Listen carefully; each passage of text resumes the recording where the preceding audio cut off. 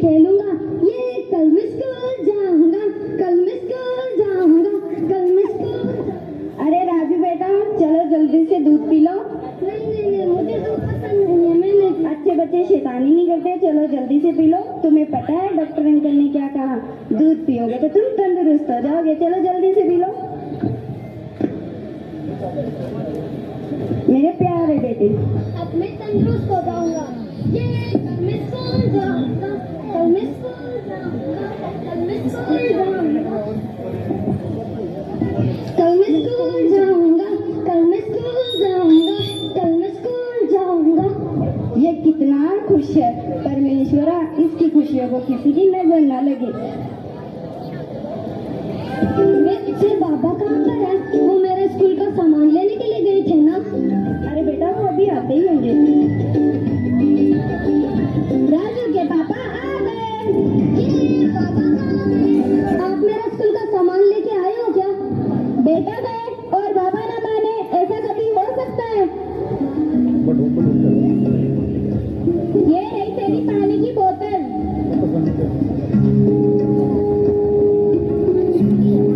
और ये रहा तेरा टिफिन। कैसा है?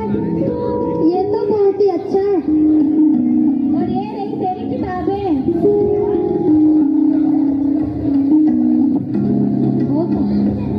आप मेरे कलर स्केच पेन्स लेके आए हो क्या? बेटा गए और बाबा ना माने, ऐसा कभी हो सकता है? ये अब मैं इन कलर स्केच पेन से पूरी दुनिया को रंगूंगा। इस आसमान को मैं नीला कर दूंगा और इन पेड़ पौधों को मैं हरा कर दूंगा। ये कल मैं स्कूल जाऊंगा, कल मैं स्कूल जाऊंगा, कल मैं स्कूल जाऊंगा, कल मैं स्कूल जाऊंगा।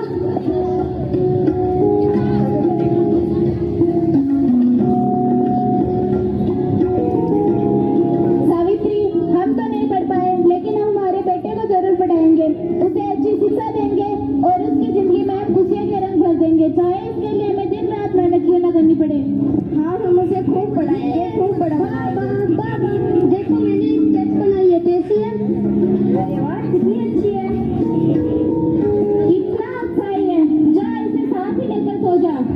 ये कल मैं स्कूल जाऊंगा, कल मैं स्कूल जाऊंगा।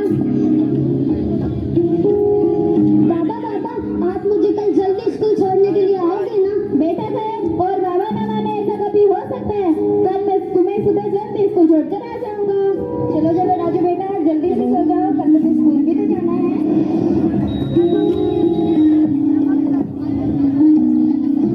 राजू स्कूल जाने के रंग बिरंगे सपने देखते देखते सो गया, लेकिन वह अंधेरी रात उस परिवार के लिए एक भयानक अंधेरा लेकर आई थी।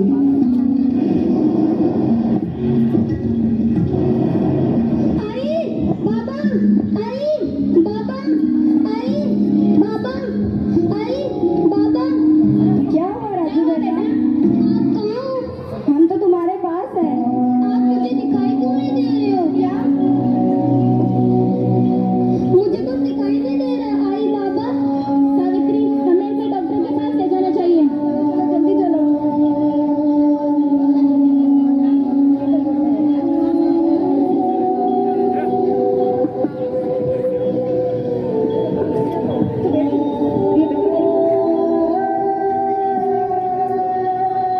डॉक्टर साहब, देखिए ना, मेरे बेटे को क्या हुआ? इसे कुछ दिखाई नहीं दे रहा।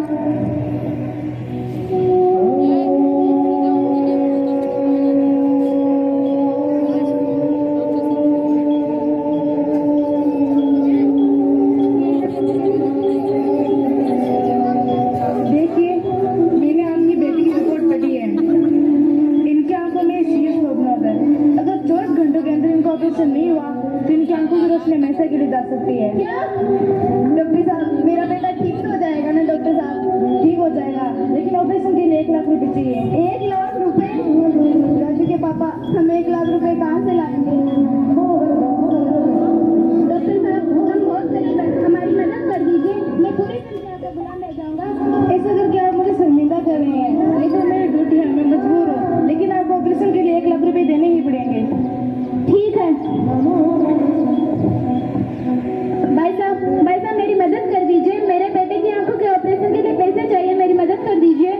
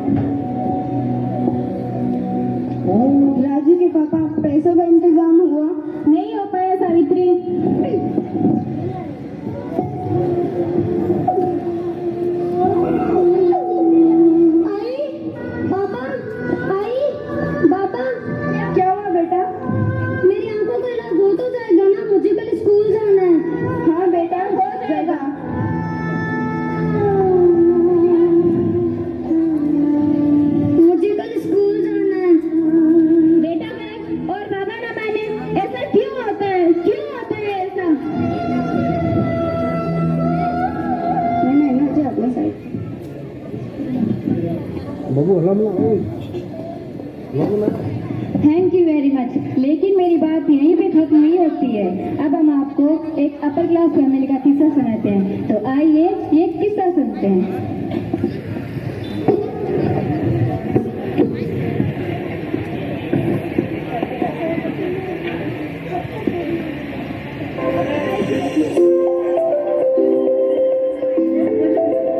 पापा पापा ये क्या है? बेटा ये वही गुड़िया है, ये वही खिलौना है जिसे तुम रोज खेला करती थी। कितना सुंदर है। हाँ बेटा। हेलो मिश्रा जी, आप कैसे हैं? मैं अच्छा हूँ, आप कैसे हैं? हम भी बहुत अच्छे हैं। आपका काम अभी कैसा चल रहा है? ईश्वर की कृपा से सब कुछ अच्छा चल रहा है। पापा पापा ये क्या है? बेटा वो आसमान है। आसमान ऐसा दिखता है। हाँ बेटा कितना सुंदर है। सही कहा तुमने। पापा पापा वो हरे हरे क्या है? बेटा वो पेड़ है जिनसे हमें ऑक्सीजन मिलती है। पेड़ ऐसे दिखते हैं। हाँ बेटा कितने सुंदर है। सही कहा जी। आप अपनी बेटी को कोई अच्छे डॉक्टर से इलाज क्यों नहीं करा लेते? नहीं नहीं इसकी आंखों का ऑपरेशन आज ही करा है। ये इस दुनिया को आज पहली बार देख रही है। Very very sorry. कोई बात नहीं।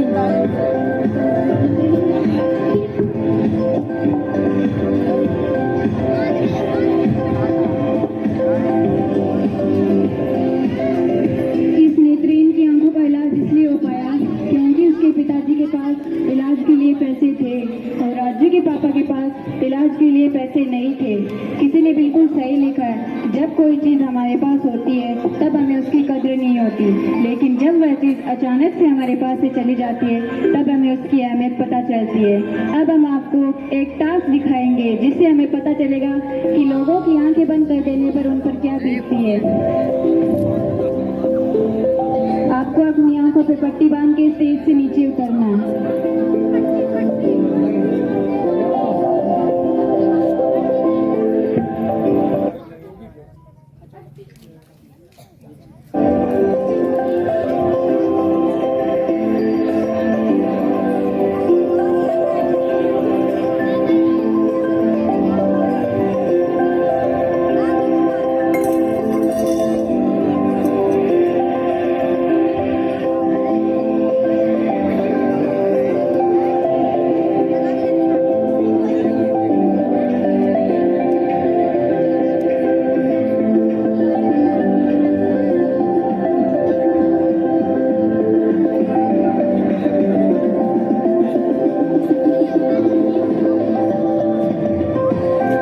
Thank you very much. आप अपनी जगह पे जा सकते हैं।